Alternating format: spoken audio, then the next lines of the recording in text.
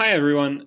We are going to start Unit 6, and Unit 6 kind of takes us out of where we've been in terms of just looking at what's going on within the United States and focuses on United States interaction with other countries, other places around the world that we have interacted with, primarily through international conflict and conflict resolution.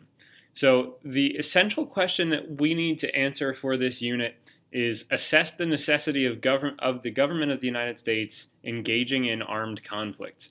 Really convenient for you guys. That is going to be the timed writing question that you will be answering at the end of this unit. So everything that we go through over the next few weeks will be based on that question. That is going to be our main focus for this unit, okay?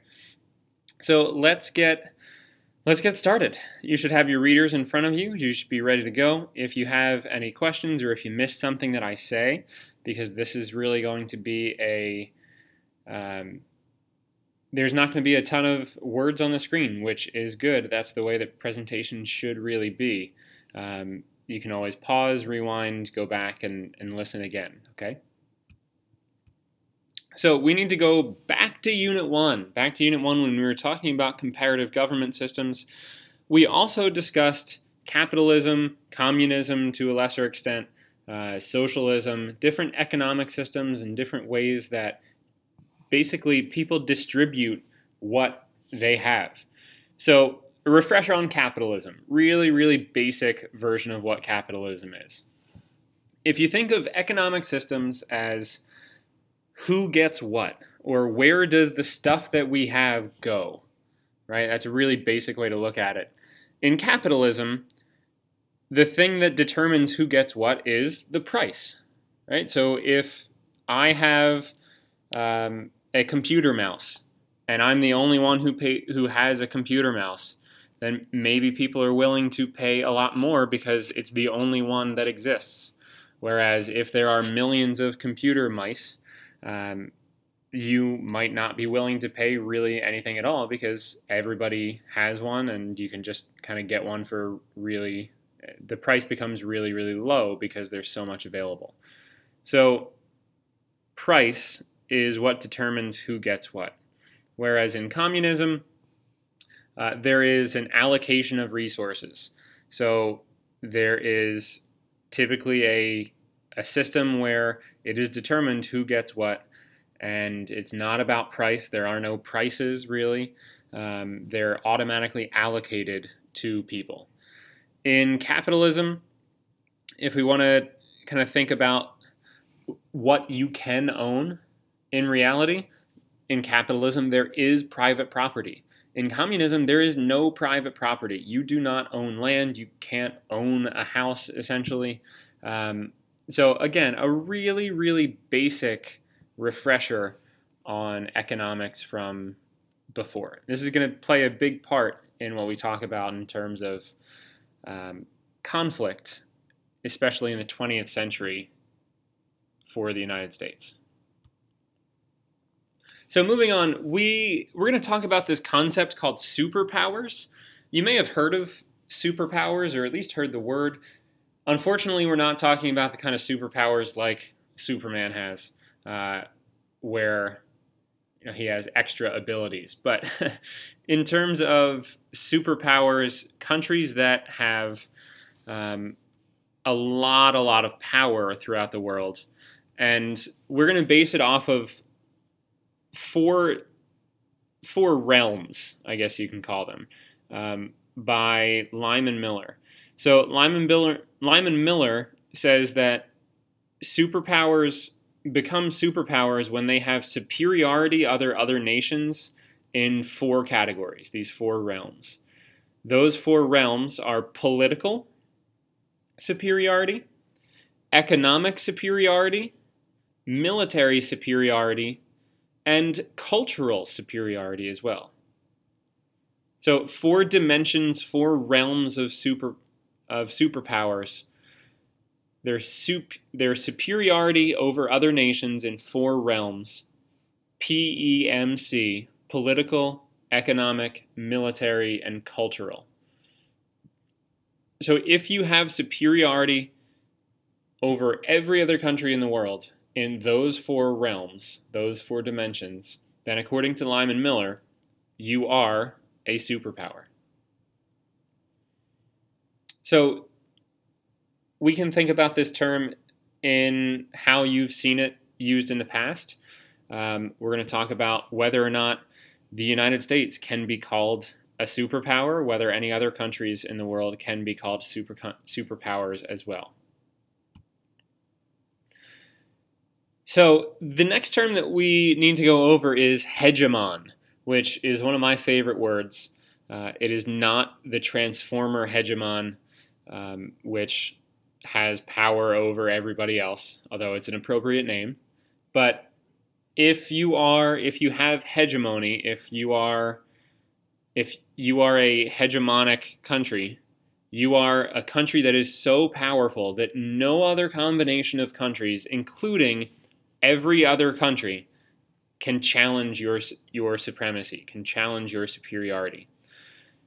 So in this case, you can literally stack up all of the other countries in the world, and they would not match that of this hegemonic country. And again, you can go back to Lyman Miller's four dimensions. Okay, well, compare every other country in the world in terms of military strength, in terms of cultural production.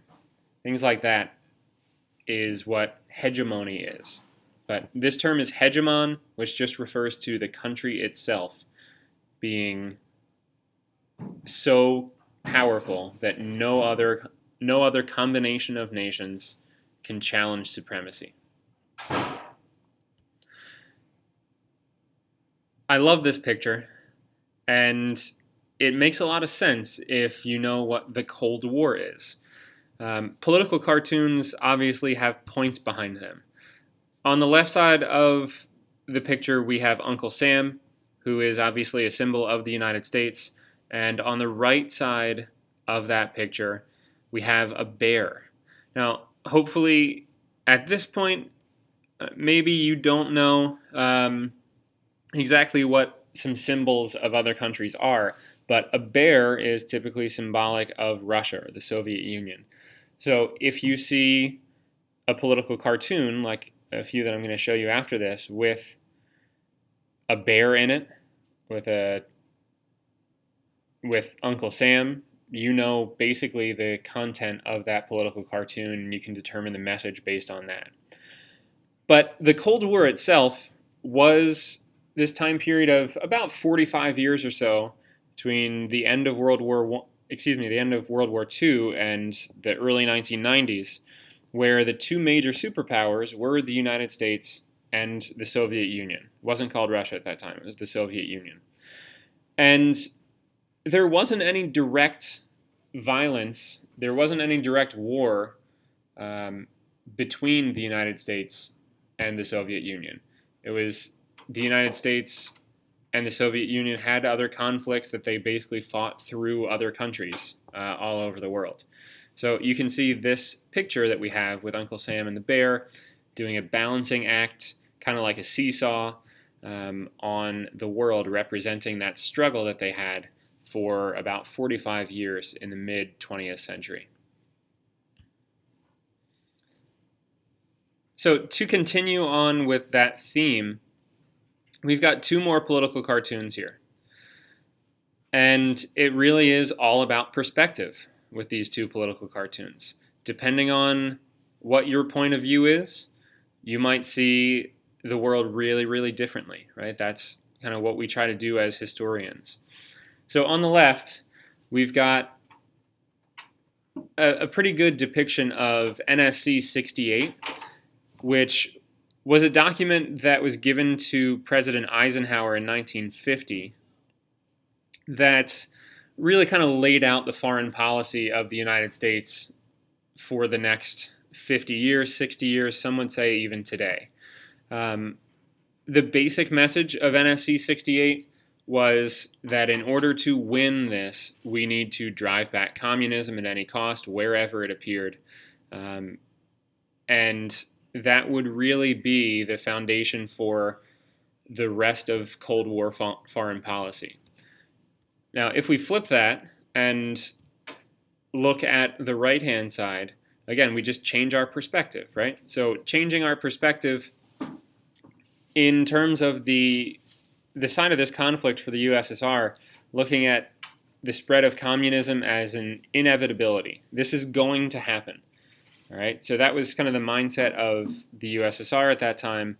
This is going to happen. It's inevitable that it happens. We're going to expand our country, and that is what happened for quite some time, expanding the geographic reach and the influence of communism in Europe and Asia in the mid-20th century. The next topic that we have here is, hopefully you recognize who that guy is. He is a president, or he was a president.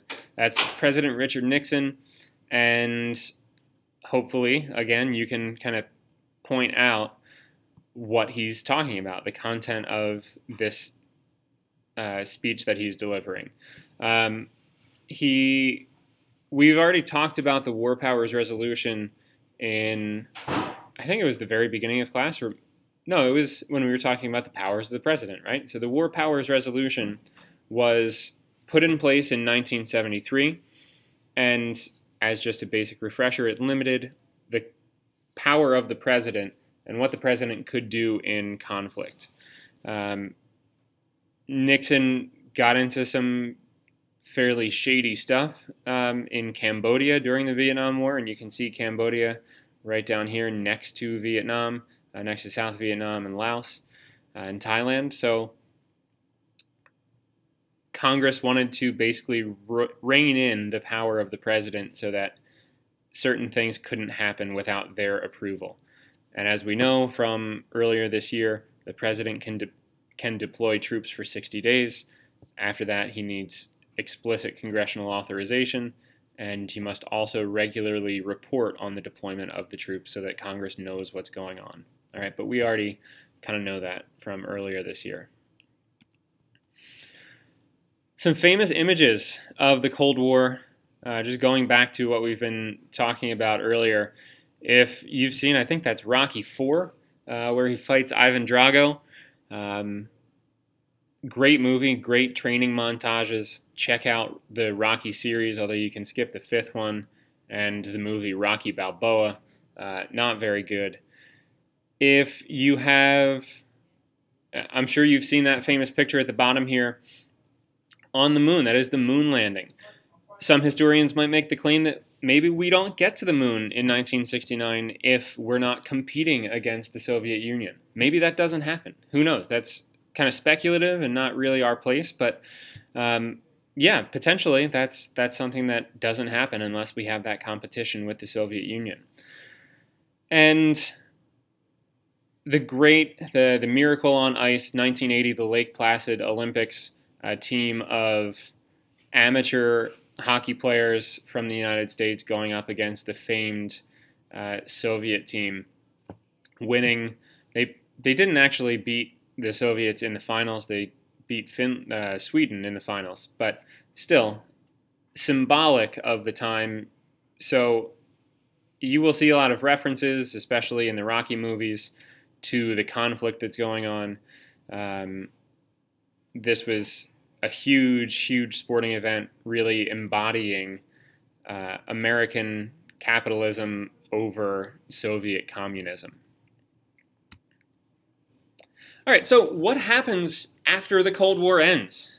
Well, some people thought that we could put the money that we were spending on defense to better use, which makes sense, right? So we constantly have this buildup of nuclear weapons and of military strength, and in 1990, when the Cold War ends, we don't need to do that necessarily anymore. The Soviet Union has collapsed. They're breaking up into various countries, into what we know as modern-day Russia and the rest of the Iron Curtain countries.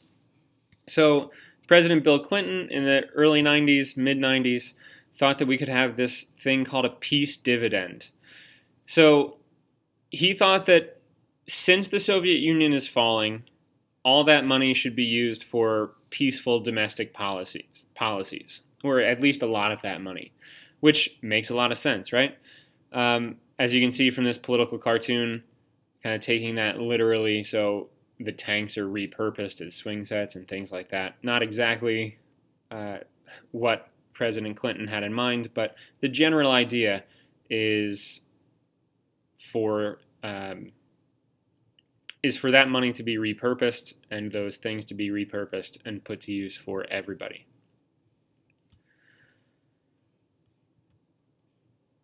Unfortunately, that kind of comes to an end with the September 11th attacks in 2001 and the beginning of the War on Terror. Foreign policy was forever changed by the War on Terror and still is impacted incredibly by those attacks 17 years ago now, which is hard to believe, on multiple cities. So obviously there were the two attacks which are pictured in New York City and Manhattan, Lower Manhattan, on the World Trade Centers. There was another plane that was flown into the Pentagon in Washington, D.C., and there was a fourth plane, Flight 93, that crashed in a field in central Pennsylvania. So a lot of things happened. The United States gets in a war in Afghanistan, soon after followed by a war in Iraq, and the continuation of the War on Terror for multiple decades, which is kind of where we are right now. There's another concept that I want to leave you with in terms of what the goal is in intervening in other countries. And a lot of that is this term called nation building. So nation building can happen for a variety of reasons. So if you just look at that term, nation building, the goal in a lot of foreign intervention is to use the resources that the United States has to change things that are going on in other countries for the people of that country. So you can look at this a few different ways. You can build nations for the purpose of changing the regime. So in Iraq, in the War on Terror, the United States and a coalition of other countries overthrew the Iraqi government that was run by Saddam Hussein in order to get him out of power, which happened. You can also support regimes. The United States has interfered in other countries to support people who are in power, for better or for worse, both ways. That has happened with the United States. Usually a large number of troops are deployed, and U.S. troops and civilians civilians of that country, I should say, try to kind of put whatever country it is back together and run the political administration of the country. Because as we saw with Lyman Miller's definition of a superpower, political superiority is something that you need in order to call yourself a superpower. So you want to make sure that that groundwork is laid in other countries if you are trying to build their nation. Examples of this include the United States' relationship with Germany after World War II, with Japan after World War II. The United States was in Japan for a really long time, still is, for a variety of reasons. Vietnam, Korea, Bosnia, Kosovo, Haiti, Afghanistan, and Iraq. So those are not the only examples, but they are examples of things that the United States have done in the past in order to nation build. Okay, see a lot of cooperation with local civilians and United States military. So that's pretty much where we are at this point. Okay, we're going to be talking about common defense, the use of force, whether or not it's warranted, when it's warranted, those types of things in this unit. If you have any questions, again, you can go back and look through and rewatch and make sure you're filling in your reader with both the content, the identification, and the significance column. Significance might come a little bit later, but at this point we know the drill. If you have any questions, please let me know. Thank you very much.